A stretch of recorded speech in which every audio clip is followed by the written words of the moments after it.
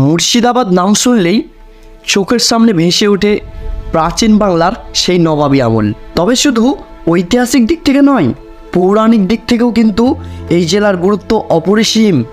শুনলে আপনি অবাক হয়ে যাবেন। আজকে আমি আপনাদের জানাবো 1000 বছরের আগের একটি মন্দিরের অলৌকিক ইতিহাস, যা শুনলে আপনি এখনও অবাক হয়ে যাবেন, যা বর্তমান এখনও রয়েছে, আপনি গেলেই সেখানে দেখতে পাবেন। চলুন ইতিহাসটা জেনে নিই, কতটা রহস্যময় সেই ইতিহাস। দেশের 31টি রাজ্য ও কেন্দ্রশাসিত অঞ্চল থেকে প্রাপ্ত 795টি আবেদনের মধ্যে 2023 সালে সেরা পর্যটন গ্রাম হিসেবে নির্বাচিত হয়েছে এই মুর্শিদাবাদের কৃটেশ্বরী গ্রামটি। সেই গ্রামেই 1000 বছরের আগেকার যে ঘটনা, সেই ঘটনা এখনও বর্তমান বিরল। মুর্শিদাবাদের সঙ্গে জড়িয়ে প্রাচীন বাংলার নবাবী আমলের ইতিহাস। ছুটিতে কাটাতে এবং ইতিহাসকে জানতে অনেকেই কিন্তু বেড়াতে যান সেই মুর্শিদাবাদে। ঘুরে দেখবেন হাজারদুয়ারি প্রাসাদ, কাঠগোলা বাগানবাড়ি, কাশিমবাজার রাজবাড়ি। তবে এবার মুর্শিদাবাদ গেলে অবশ্যই কৃটেশ্বরী গ্রামটি ঘুরে আসুন। এই গ্রামটির আরও একটি আশ্চর্য ঘটনা শুনলে আপনি অবাক হয়ে যাবেন। সেটি হচ্ছে, এই গ্রামটিতে যে মন্দিরটি প্রতিষ্ঠিত হয়েছে, সেই মন্দিরটির কমিটি নাকি মুসলিমরা।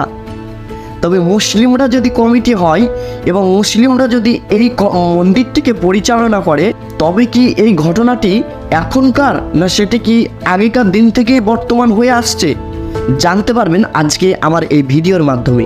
ভাগীরথীর পশ্চিম পাড়ে মন্দির অধ্যুষিত গ্রাম কৃটেশ্বরী। যদিও গ্রামের নাম কিরিটকণা, ধর্মীয় বিশ্বাস অনুসারে দক্ষ যজ্ঞের সতীর মুকুট এই গ্রামে পতিত হয়েছিল। মা কালীর মাথায় যে মুকুটটা ছিল, সেই মুকুটের কিছু অংশ এই গ্রামে পড়েছিল। সেই কারণে অনেকেই এই গ্রামটিকে মুকুটেশ্বরী গ্রাম নামে বলে থাকেন। বুঝতে পেরেছেন? যদিও এই স্থানটি শাক্ত সাধনার জায়গা, প্রাচীন মহাপীঠ নামে বেশ জাগ্রত। যে কোনো জাতির লোকই কিন্তু এই তারাপীঠের নামটা শুনে আছে। সেই রকম তারাপীঠের মতোই এটাও কিন্তু একটা মায়ের সতীপীঠ। তো হিন্দু ধর্মের মা তারার যে 51টি রূপ, সেই 51টি রূপের মধ্যে এটি কিন্তু একটি রূপ। যেমন তারাপীঠে গিয়ে আপনারা মা তারার দর্শন করেন, সেই রকমই এখানেও এটা একটা মা তারা। এই মা তারা আবার কি বলেছে জানেন? আমার কাছে সকল ধর্মই সমান, অর্থাৎ হিন্দু, মুসলিম, খ্রিস্টান, জৈন, বৌদ্ধ যারাই আছেন সকলেই আমার সন্তান। কেউ আমার কাছে ধর্মের দিক থেকে আলাদা নয়। কৃটেশ্বরী মন্দিরের ইতিহাস নিয়ে নানা মত প্রচলিত রয়েছে। শোনা যায় 1104 বঙ্গাব্দে নাটোরের রানী ভবানী এই মন্দিরটি প্রতিষ্ঠা করেন।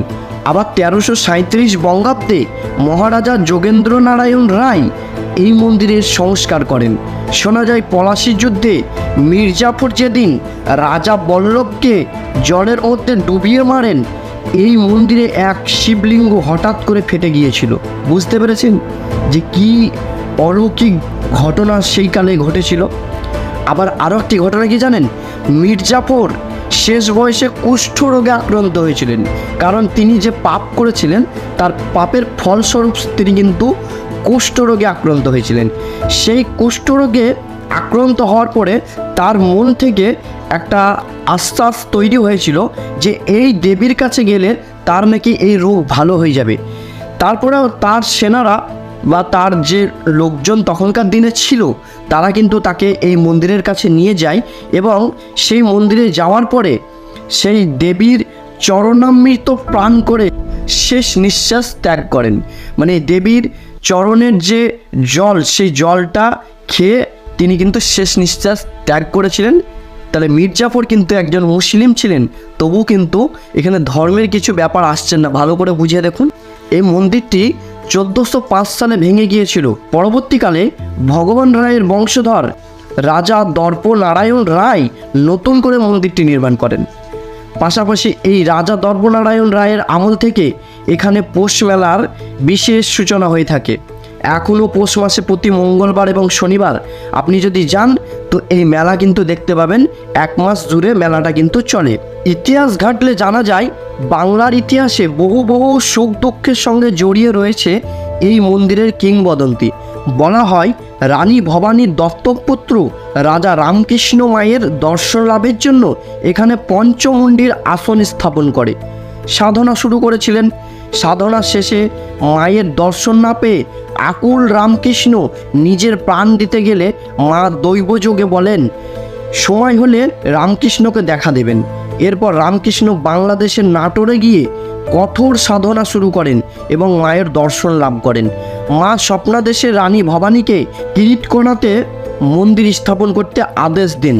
রানী ভবানী পঞ্চমুণ্ডির আসনের খানিক উপরে একটি গর্ভ তৈরি করে তার ভিতরে মায়ের শিলামূর্তিকে স্থাপন করেন। রাজা রামকৃষ্ণ মুর্শিদাবাদে তার রাজধানী বড়নগর থেকে এখানে আসতেন। মন্দির প্রাঙ্গণে দুটি পাথরখণ্ড রাখা আছে, এখনও গেলে আপনারা দেখতে পাবেন। রাজা রামকৃষ্ণ সাধনা করতেন তার উপরে বসে। লালগোলার রাজা ভগবান রায় মুঘল সম্রাট আকবরের থেকে এই মন্দিরটি রক্ষণাবেক্ষণের দায়িত্ব পেয়েছিলেন। 1405 সালে দেবীর প্রাচীন মন্দিরটি ভেঙে পড়ে। পরবর্তীকালে 19 শতকে ভগবান রায়ের বংশধর দর্পনারায়ণ রায় নতুন মন্দির নির্মাণ করেন। রাজা রাজবল্লভ এখানে দুটি শিব মন্দির তৈরি করেছিলেন। 3 ধর্মের স্থাপত্যের মিশেল রয়েছে এই মন্দিরে। এক্ষেত্রে মন্দিরের সেবায়ত দিলীপ কুমার ভট্টাচার্য জানান হিন্দু, বৌদ্ধ ও ইসলাম ধর্মের স্থাপত্য নিদর্শন এই মন্দিরে কিন্তু পাওয়া যায়। বর্তমানে যে স্থানে গুপ্তমঠ রয়েছে প্রায় 350 বছর আগে এই স্থানে 172 ঘর পান্ডা এবং অন্যান্য জাতি ও উপজাতির বসবাস ছিল। প্রায় 300 বছর আগে আফগান আক্রমণের আশঙ্কায় পান্ডারা মূল পশ্চিমমুখী মন্দির থেকে দেবীকে বর্তমান গুপ্তমঠে নিয়ে আসার সিদ্ধান্ত নেয়। কিন্তু নিয়ে আসার সময় পান্ডারা মায়ের রূপ দেখার জন্য ইচ্ছা প্রকাশ করে। প্রথমে জনকয়েক পান্ডা মায়ের রূপ দেখেন।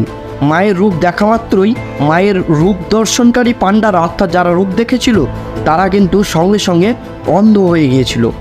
এরপরে বাকি যে পান্ডারা ছিল তারা কিন্তু আর মায়ের রূপ দেখতে চায়নি। তারপরে কি ঘটনা ঘটেছিল জানেন? কিন্তু মায়ের এই অভিশাপের ফলে 172 ঘর পান্ডা পরিবার সহ একদম সম্পূর্ণ বিনাশ হয়ে যায় এবং নষ্ট হয়ে যায়। তারপর থেকে কিন্তু ওইখানে পান্ডাদের আর কোনো রকম অস্তিত্ব নেই। সেই মন্দির কিন্তু জঙ্গলের মধ্যে এখনও রয়েছে।